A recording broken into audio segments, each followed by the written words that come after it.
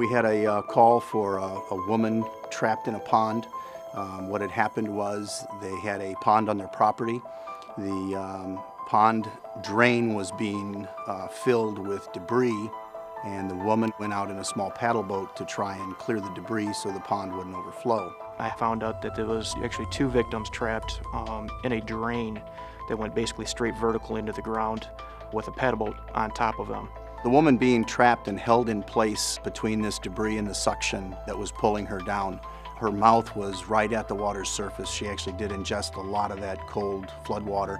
Figured out that we were not going to be able to pull them out by throwing rope to them or reaching them with a ladder, so our rowing out to them gives the fact that we were too worried about our boats even capsizing then. So the decision was made to basically tether me off and I'd swim out to them. The first unit on the scene arrived very quickly, with Dan being the rescue swimmer for that first team.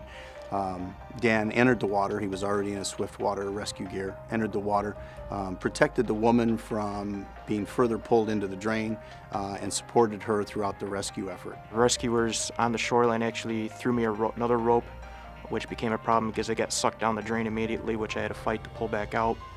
At the same time that I was making my way up to her, my right leg actually went down the drain as well. The very first thing I said to her is that we're going to be here to the very end. We're not going to leave them. So trying to be calm ourselves calms your victim as well, and puts reassurance into them that you know what you're doing, that you're there to help them.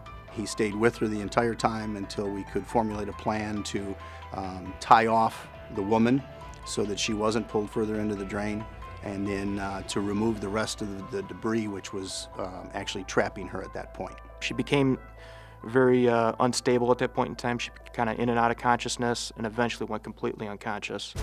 I knew we were fighting time. Once everything was secured again, we went ahead and did a simultaneous pull, and that was enough just to basically lift the boat off her legs, and they're pulling her and her husband at the same time. That popped everybody free, and we're able to remove the victims. Dan is a hero. He's a person who's very dedicated to saving lives and protecting property, and he's a person who is always willing to jump in and help.